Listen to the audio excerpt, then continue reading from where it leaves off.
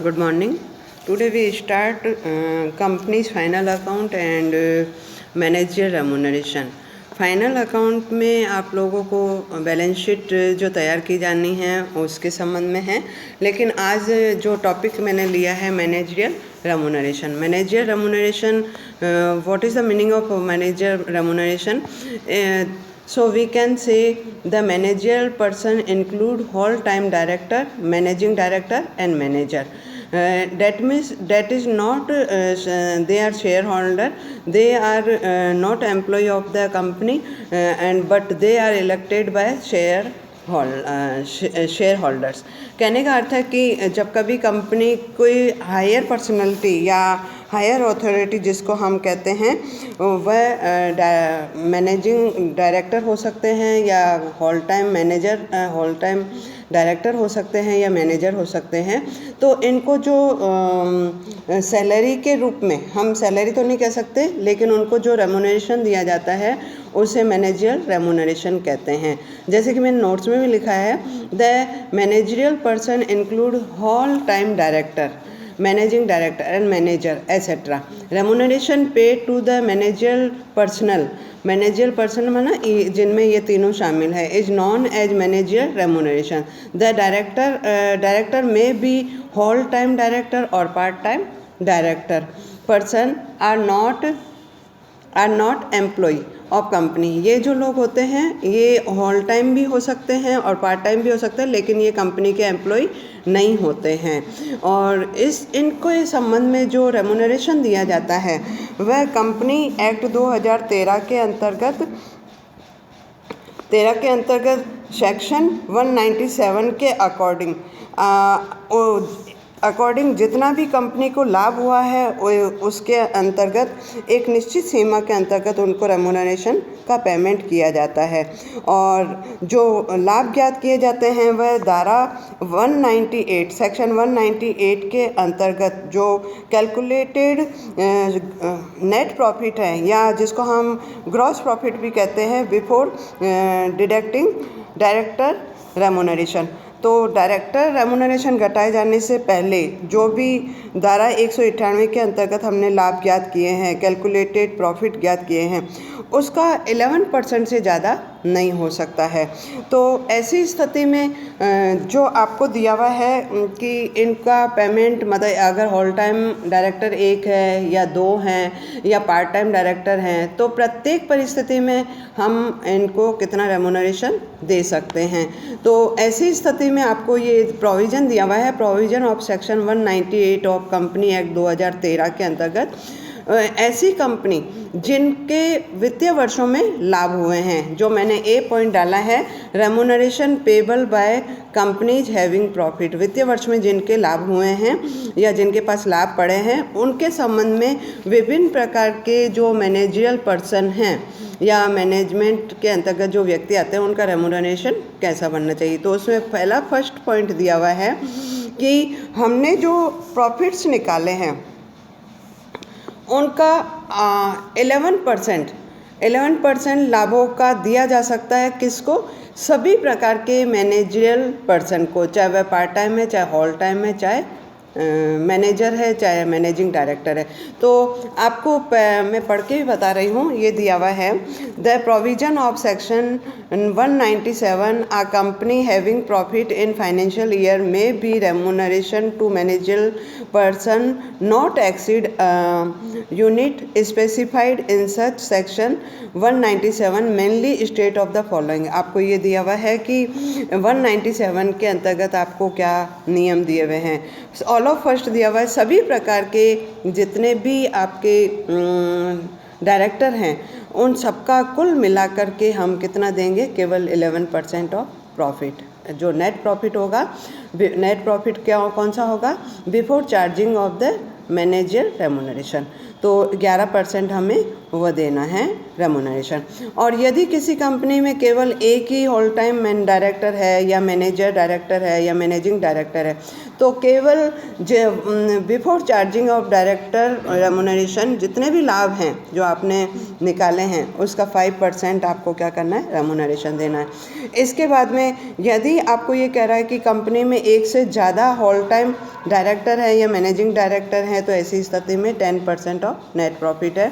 फिर आपको कह रहा है कि यदि कंपनी में जितने भी होल टाइम डायरेक्टर हैं, मैनेजिंग डायरेक्टर, उसके अतिरिक्त अगर हमारे पास पार्ट टाइम डायरेक्टर भी है, फोर्थ पॉइंट इम्पोर्टेंट है, पार्ट टाइम डायरेक्टर भी है, तो उसमें 2 कंडीशन फॉलो होती है।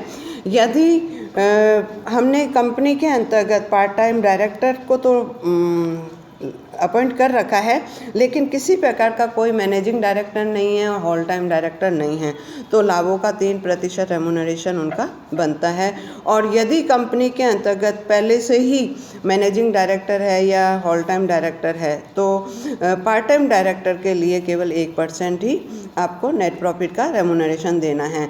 तो कहने का अर्थ है कि आप लोग सेकंड पॉइंट से लेके फोर्थ पॉइंट देखोगे तो वह अलग अलग स्पेसिफाइड है, 5%, 10%, 3%, 1%, लेकिन कुल मिलाकर के चाहे मैनेजिंग डायरेक्टर हो, चाहे होल टाइम डायरेक्टर हो, चाहे पार्ट टाइम डायरेक्टर हो, कुल मिला के 11% से ज़्यादा हम लाभों का रेमुनरेशन नहीं दे सकते हैं। तो ये एक ऐसी कंपनी जिनके पास अपने फाइनेंशियल ईयर में लाभ हैं।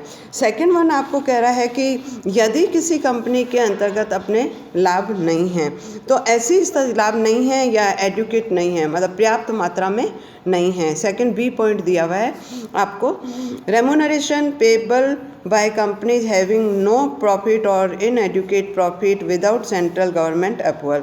ये कहा गया है कि एक ऐसी कंपनी जिनके पास अपने लाभ नहीं हैं या फिर पर्याप्त लाभ नहीं है, लेकिन फिर भी वह सेंट्रल गवर्नमेंट के अप्रूवल के बिना रेमुनरेशन दे सकती है। और रेमुनरेशन जब दे सकती है तो उसके पास 2 स्कीम हैं, और वह सेकंड पेज पर देखिए आप, 2 स्कीम है। फर्स्ट स्कीम जो दी हुई है वह ए है और सेकंड स्कीम बी है। और ए स्कीम के अंतर्गत ये दिया हुआ है कि हमें उस कंपनी की इफेक्टिव कैपिटल को फाइंड आउट करना पड़ेगा, इफेक्टिव कैपिटल को फाइंड आउट करना है। और इफेक्टिव कैपिटल फाइंड आउट करके और हमें ये देखना है कि कंपनी के पास कितनी इफेक्टिव कैपिटल है, और जितनी इफेक्टिव कैपिटल होगी उसके अंतर्गत हमारे पास अलग अलग स्लैब दिए हुए हैं, जिसमें पहला स्लैब ये दिया हुआ है कि जैसे आप एक फॉर्मेट भी दिया हुआ मैंने और हेडिंग दिया हुआ है, when the effective capital is negative और लेस देन 5 करोड़, 5 करोड़ से यदि कम है अगर हमारी इफेक्टिव कैपिटल, तो केवल 30 लाख रुपए का ही हम रेमुनरेशन दे सकते हैं। 5 करोड़ या उससे ज़्यादा, लेकिन 100 करोड़ से कम इफेक्टिव कैपिटल है तो केवल 42 लाख रुपए का ही रेमुनरेशन पे कर सकते हैं। 100 करोड़ रुपए या उससे अधिक, लेकिन 250 करोड़ रुपए तक ही उसकी इफेक्टिव कैपिटल है तो 60 लाख रुपए हम रेमुनरेशन पे कर सकते हैं। और फिर लास्ट दे रहा है 250 करोड़ या उससे ज़्यादा, 250 करोड़ या उससे ज़्यादा में आपको ये दे रहा है कि 60 लाख तो हमारे 250 करोड़ तक है, और उसके बाद में आपको क्या करना है कि 0.01% आपकी 250 करोड़ से जो ज़्यादा राशि है इफेक्टिव कैपिटल की, उसके आधार पर कैलकुलेट करके आप रेमुनरेशन दे सकती हैं। तो ये दोनों प्रकार के ये आपका ए स्कीम के अंतर्गत हो गया। अब आप ये देख सकती हैं कि यदि ये जो लिमिट है, ये लिमिट अगर हम जनरल मीटिंग में स्पेशल प्रपोजल शेयर होल्डर के लिए अप्रूव करवा दिया जाता है, तो ऐसी स्थिति में ये रेमुनरेशन जस्ट डबल भी हो सकता है, जो मैंने आपको स्टार बनाकर बताया है। बी स्कीम पे आ जाइए, और बी स्कीम में ये दिया हुआ है कि कोई भी प्रबंधक या व्यक्ति जिसके पास की 5 लाख रुपए से अधिक की कोई सिक्योरिटी कंपनी की नहीं है, या वह पिछले 2 वर्षों में कभी भी संचालक या प्रवर्तक नहीं रहा है, तो ऐसी स्थिति में उसका रेमुनरेशन जितने भी लाभ हुए हैं उसका 2.5% ही होगा, इससे ज़्यादा नहीं होगा।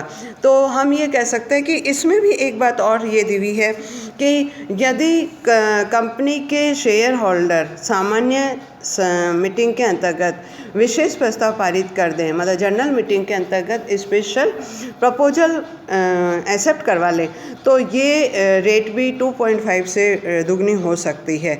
तो इस प्रकार से हम लोग मैनेजरियल रेम्यूनरेशन निकालते हैं। अब मैनेजरियल रेम्यूनरेशन निकालने के लिए आपको इफ़ेक्टिव कैपिटल की ज़रूरत पड़ेगी, और इफ़ेक्टिव कैपिटल की ज़रूरत के लिए मैंने आप लोगों के सामने एक फॉर्मेट डाला है, और वह आपको दे रहा है calculation of effective capital according to section 2 of part, और उसमें दे रहा है the following item shall be added. हमको क्या करना है, इफेक्टिव कैपिटल बनाने के लिए ये आपके 5 बिंदु हैं, इन सबको ऐड करना है, और लास्ट में 2 बिंदु हैं, उनको हमको लेस करना है या डिडक्ट करना है। 5 बिंदु कौन से हैं? पेड अप शेयर कैपिटल, सबसे पहले जो भी शेयर कैपिटल है पेड अप उसको हम ऐड कर देंगे, और यदि कोई एडवांस है तो उसको एक्सक्लूड कर देंगे।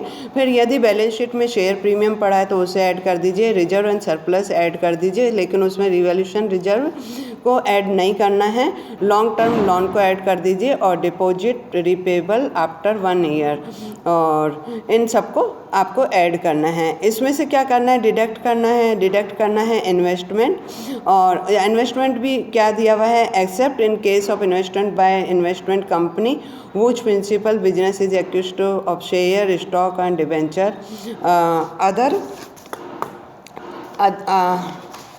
Other arrangement. तो आप लोगों को ये देखना है कि ये चीज़ें आपको लेस करनी है, और लास्ट में आपको कह रहा है accumulated losses and प्रीमिलरी expenses not right of. किसी प्रकार के एक्यूमुलेटेड लॉसेज पड़े हैं या प्रीमिलरी एक्सपेंसेज पड़े हैं जिनका कि राइट ऑफ नहीं हुआ है, तो वह भी आपको लेस करना है। तो इस प्रकार से आपको क्या करना है, ये एक फॉर्मेट बना करके इफेक्टिव कैपिटल निकालनी है, और उसके आधार पर आप ये क्वेश्चन सॉल्व करेंगी। और इसके संबंध में जो अगला क्वेश्चन प्रैक्टिकली जो बन रहा है वह मैं आपको अभी बताती हूँ।